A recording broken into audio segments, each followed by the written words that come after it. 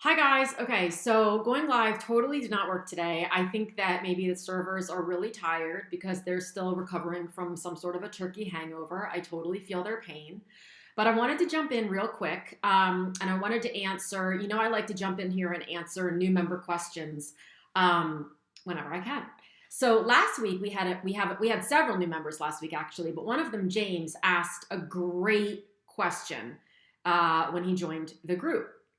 He said, in a nutshell, I'm paraphrasing, I have 100 ideas of books that I want to write, and I haven't gotten started because I can't seem to pick one. I'm afraid of writing the wrong book. So, how do you decide which book to start with? I love it when people ask questions and they think they're the only person who has that question. This particular, I don't know if it's ever been the case. I don't know that I've ever gotten a question that I'm like, wow, I've never heard that before. Because it's fun because so many of you have the same questions, and they're questions I've had and many others have as well. In this case, here's my answer, James. First of all, the short answer is pick one. As Holly said when I was trying to go live, it's like with little kids, don't spend so much time analyzing what to feed them, just give them something and make sure it's healthy and move on from there. So you got to just pick one. But I understand that people get, they want a little more meat than that. They want a little more clarity around, well, how? How do I pick one? Do I just put all the names in a hat and pull them out? I mean, that can work. But here's what I suggest. So I work with authors in 3 areas: fiction, nonfiction, memoir. Now, fiction hopefully is obvious.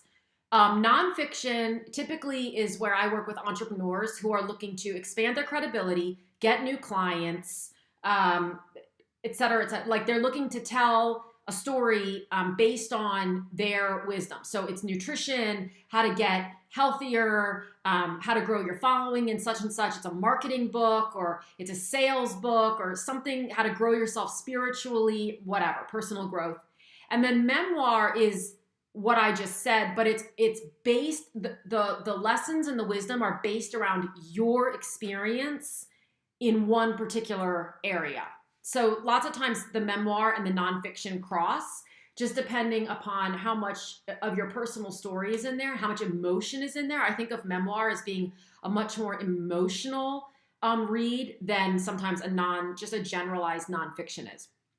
At any rate, I ask writers to take all the thousands of ideas that they have and categorize them. So take a piece of paper and put 3 titles at the top: fiction, nonfiction, memoir, and then take all your ideas and just do a brain dump and fill them under the appropriate category.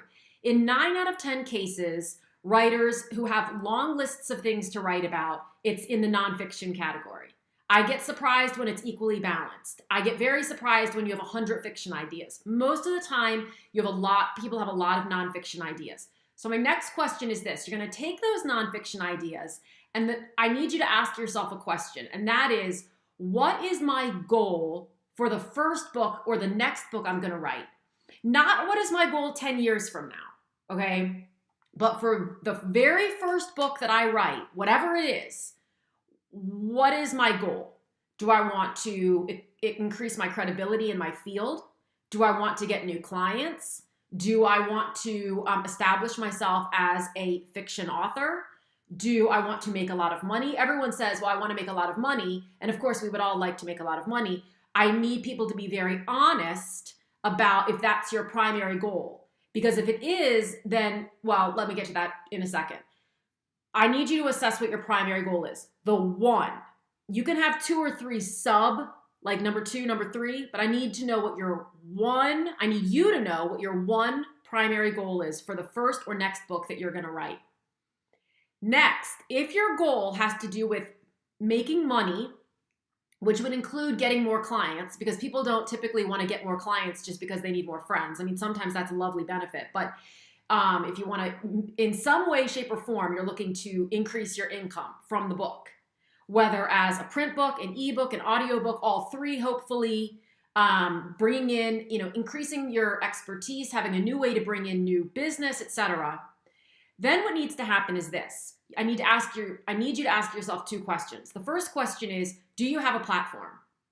If the answer is no, and by a platform I mean a professional platform. Do you have a Facebook page where you communicate with people in the area of your expertise on a regular basis? Do you have an email list with which you communicate with people on a regular basis? If the answer is no, then I need you to do some research. I need you to find the top of your whole list of 100 ideas or whatever it is. I want you to take the top 3 to 5.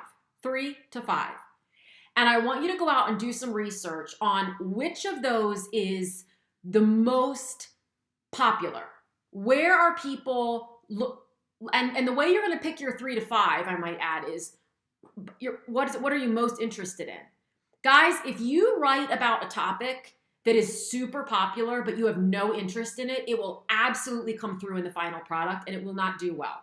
So of your 100 ideas, you may be able to say, oh gosh, this topic is really popular and it would do really well, but that's really the only reason I want to write about it. Unless you are capable of faking it heavily, I don't recommend that. But if you have a really long list of ideas, in all likelihood, there are at least 3, if not 5, if not more, but I want you to focus on 3 to 5 that you get really excited about when you think about talking. Imagine yourself on a stage in front of 1,000 people, and if you aren't dying of stage fright, and even if you are, again, pretend it's virtual, you're not really doing it, what would you be excited to be up on that stage talking about?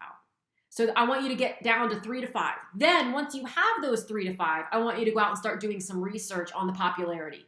People say to me all the time, I'm not going to write about such and such topic because everyone has already done it. Guys, if everyone has, first of all, there's nothing that's never been done. Nothing. If a certain topic has been written about a lot of times, that's great. That means there's a huge market for it. The key will be, how are you going to do it differently? Whole other conversation. But please don't be afraid because you're looking for the needle in the haystack. You're not. You want something that a lot of people are interested in and looking to get more information on. People haven't stopped and aren't going to stop writing sales and marketing books anytime soon. The key is, what's their unique perspective? So that's if you don't have a platform. If you do have a platform, if you have a really engaged Facebook group or an active Facebook page, or you have an active email list, a big engaged email list, I want you to do a survey. And I want you to take those top 3 to 5 that you've already assessed you're really interested in. I want you to simply say, I am going to write a book. It's going to be on one of the following 3, 4, 5 topics. Which would you be most interested in buying a book that I am speaking about on this topic? And you can be really high level and say, like, sales. I suggest that you get as honed as possible. If you just say sales, people don't really know, well, oh, you're going to write about like selling clothes. Well, I'm not interested in that, but I am interested in selling cars, type of a thing. So get as specific as possible. You don't have to get like way into the weeds, but somewhat specific of your topic. Put it out there, send it to your email list, put it on your Facebook page a couple different times, ask people to vote, and see what the interest is. You may be surprised, you may not be surprised. But the thing is, instead of trying to create something that you think all of your customers want, you don't create a product and then find customers. You take your customers and you figure out what they want and need, and you create that product, as long as that's of interest to you. And if you've been building your audience correctly, I say correctly, and I did it incorrectly for years. So if you're building it correctly, then you're building it with people who are interested in topics that you are not only interested in, but that you're passionate about. You haven't just built this big group because race car driving is popular right now. And so you're like, oh, let's talk about race car driving. And you don't really know anything about it and don't really care. Because then when you go out to those race car drivers, aficionados, and first of all, they're not probably paying attention to you because you don't know what you're talking about and you don't care. But when you go out to them and you say, hey, I'm thinking about writing a book about either bird watching or reptile handling or how to become a veterinarian, they're going to be like, yeah, none of the above, So that's there's going to be a lot of information that you're going to be able to dissect from this little exercise, but that's how you narrow it down. You also give yourself a time limit. So by such and such a date, and I recommend you do not make it more than 4 weeks in the future, I will have honed in on the topic that I'm going to write my first book about. And then you just do it. There's no such thing as picking the wrong topic.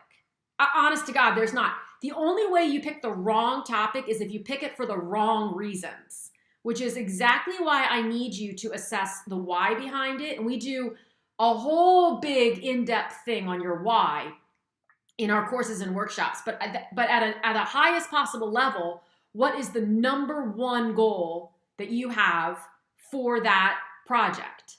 And then looking into, okay, take that, you got to narrow that down. You got to narrow that list down to the top 3 to 5 about which you are passionate. And then you have to make sure that it either matches your current platform / audience, or that you work to get a platform audience that is interested in that topic because you know it's popular. I mean, if we're talking about sales or marketing or personal growth or any kind of memoir, any kind of, you can find it. The key is to know what you're looking for and to be doing so in a strategic way while you're writing the book. So that's my answer to that, James. I hope that helps. If you have further questions, please feel free to post in the comments below or post in the group, and we'll keep talking about it. But happy week to everybody. I'm looking forward to seeing what everybody's doing this week with their writing. We're launching into another boot camp in January. The sales page will go up for that this week. We only have 20 spots. I think we're now down to 17 because I opened it up to the previous boot camp members first if they wanted to re-enroll in the next one. So stay tuned for information on that. Have a great week, and I will talk to you guys soon.